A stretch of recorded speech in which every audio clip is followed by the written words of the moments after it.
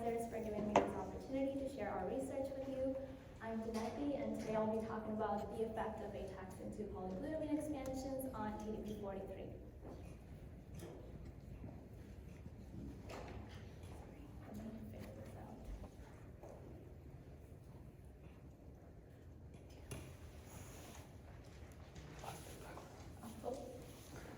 Okay, sorry. So among mammalian cells, neurons face unique challenges. And this schematic helps put into perspective the extreme challenges that a motor neuron faces in comparison to other types of neurons. The axon of a motor neuron can be more than 1 meter long, and to overcome this distance, neurons rely on robust intracellular transport. Therefore, axonal transport is essential, and defects in axonal transport are related to multiple neurodegenerative diseases, including ALS and Alzheimer's disease. Now, for mRNA transport, neurons form ribonucleoprotein condensates, and these contain RNA and RNA binding proteins. So mutations in RNA binding proteins are also, they lead to transport defects and contribute to neurodegenerative diseases. RNA binding proteins are very important for post-transcriptional regulation of RNA, including RNA splicing, localization, stabilization, and transport, and translation also. As it was beautifully explained by Dr. Shorter, now you all know that nearly all ALS patients form these pathological aggregates of TDP-43. Now, in our previous results, we've shown that ALS-linked mutations disrupt axonal transport, disrupt these liquid-like phase separation properties of these condensates. And so mutations in TDP-43 are associated with familial and sporadic ALS. Almost all patients with ALS have these aggregates of TDP-43, but only about 5 to 10% of them carry mutations for TDP-43. So this suggests that there are other risk factors that lead to TDP-43 aggregation. Now, it's been established by the work of Dr. Aaron Gittler and Nancy Bonini that ataxin-2 polyglutamine expansions increase the risk for ALS. But the molecular and cellular basis is still unclear. So we hypothesized that these ataxin-2 polyglutamine expansions would sequester TDP-43 and also disrupt their RNP condensate transport, dynamics, and function. These are axons of mouse cortical neurons. You can see that subsets of TDP-43 and ataxin-2 co-localize with known neuronal RNP condensate transport markers, such as PVPC, FMRP, and also to a lesser extent with G3BP, which is a stress granule marker. TDP-43 and ataxin-2 co-localize with each other, and this happens about 25% of the time, mostly in the proximal axon compared to the mid-axon. This is a histogram showing the position of these condensates along an axon, and you can see that ataxin-2 is present more proximally, whereas TDP-43 is distributed throughout. We then examined the transport of these RNP condensates along an axon. So what we did, we expressed fluorescently tagged wild-type TDP-43 and ataxin-2 in rodent primary cortical neurons and quantified the motility along an axon. So in agreement with previously published data, TDP-43 is mostly oscillatory or show long-range motility of greater than 10 microns net distance. In contrast, ataxin-2 is predominantly stationary. These are chymographs. And what was interesting were double positive condensates that had both TDP and ataxin-2 were also stationary. And ataxin-2 also showed much lower total cumulative distance compared to TDP-43. We then did fluorescence recovery after photobleaching, and you see that ataxin-2 shows much slower and complete fluorescence recovery compared to TDP-43, suggesting that ataxin-2 is a much more stable component of these RNP condensates. We then co-expressed TDP-43 and ataxin-2 of varying polyglutamine lengths in these cortical neurons, and change in the polyQ length didn't substantially affect the fraction of motile, oscillatory, or stationary condensates. But what I did see was that the longer Q, so ataxin-2 Q30 and Q39, co-localized more with TDP-43 compared to Q22, suggesting TDP-43 is sequestered and maybe entrapped in these double positive condensates that have the longer polyglutamine track. In a similar experiment, I see that endogenous TDP43 is also sequestered by these longer ataxin-2 polyglutamine tracks compared to Q22. Next, we studied the anterograde run lengths of these condensates that contain TDP43 and ataxin-2, or without ataxin-2, so TDP43 only. There was no significant difference when the TDP43 condensates, whether it had Q22 or not. What was interesting was that the TDP43 condensates that contained the ataxin-2 Q30 showed a lower anterograde run length compared to condensates that didn't have Q30. For Q39, the run lengths were reduced regardless of whether it had Q39 or not, suggesting maybe the overall health of the neurons were decreased. But what was interesting were these intermediate length expansions, because it has this selective effect on transport. Now this is a histogram showing the position of these condensates, of TDP43 condensates, whether they have ataxin-2 Q22 or 39, and you can see that the longer polyQ expansion shifts the position of these condensates proximally compared to Q22, suggesting that these condensates are trapped proximally and don't travel as well into the distal parts of the axon.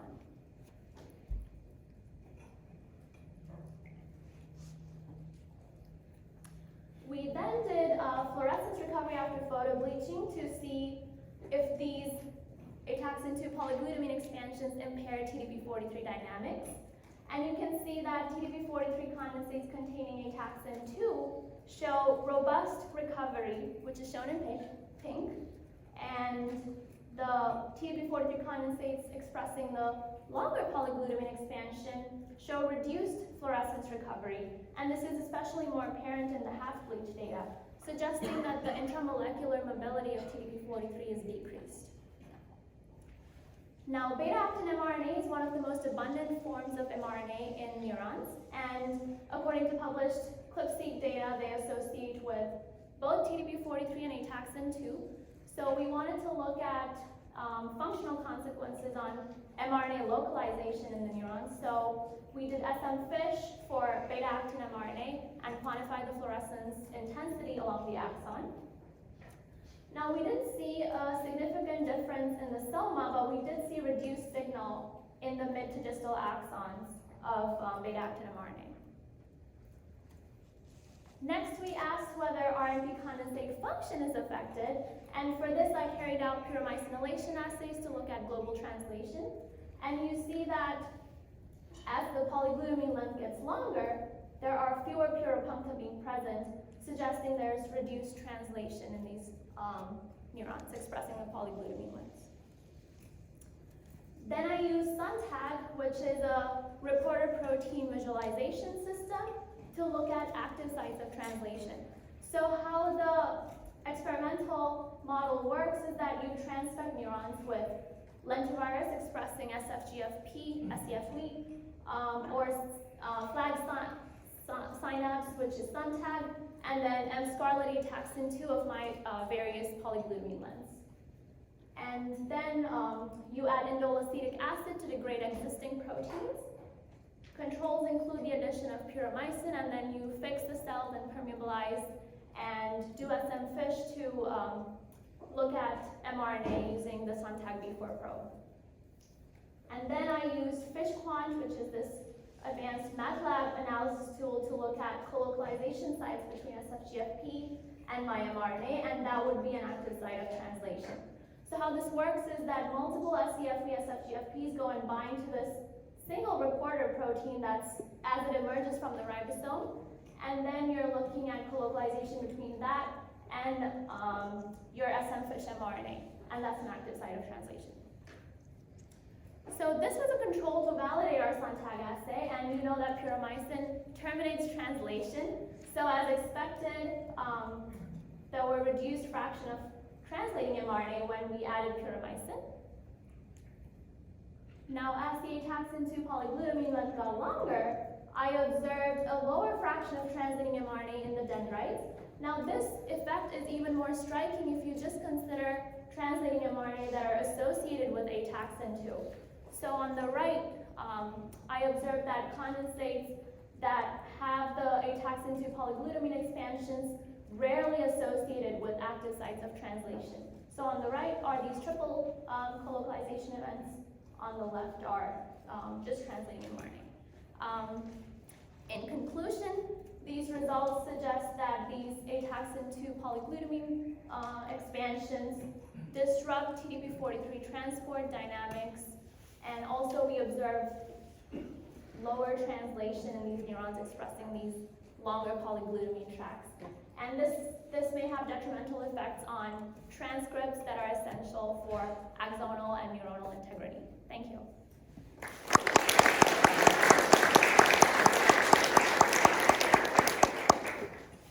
This is my wonderful PI, Dr. Gopal.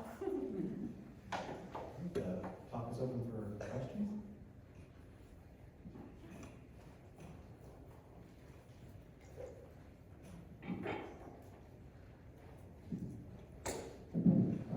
Francisco from Baylor.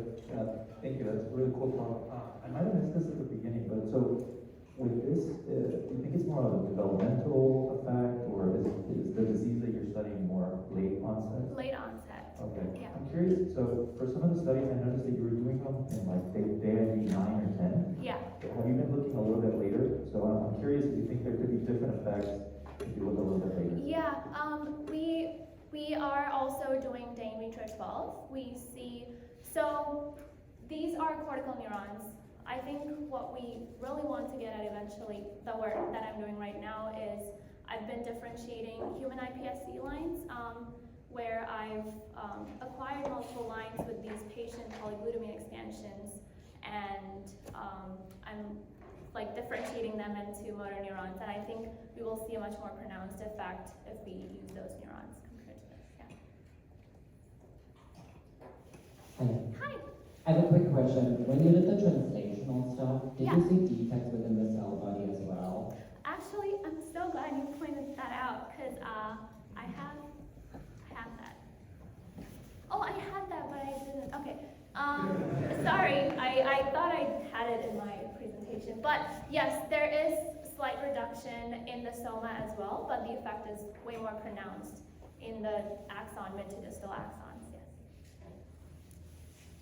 Hi. Michael Ward, NIH. So that was really cool. There's some data out there suggesting that maybe TDP-43 constitutively puts the brakes on protein translation. It's still a little bit unclear, but there's some suggestions. So if that's the case, is it possible that ataxin 2 is somehow regulating TDP-43 mediated effects on translation?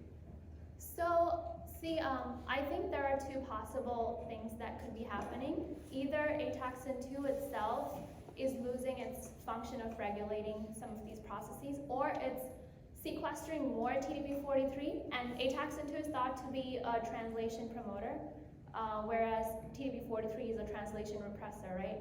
And maybe it has more TDP-43 that it's not translating as well as it used to. So it could be either of those two, but we'll have a discussion later. All right. Thank you so much.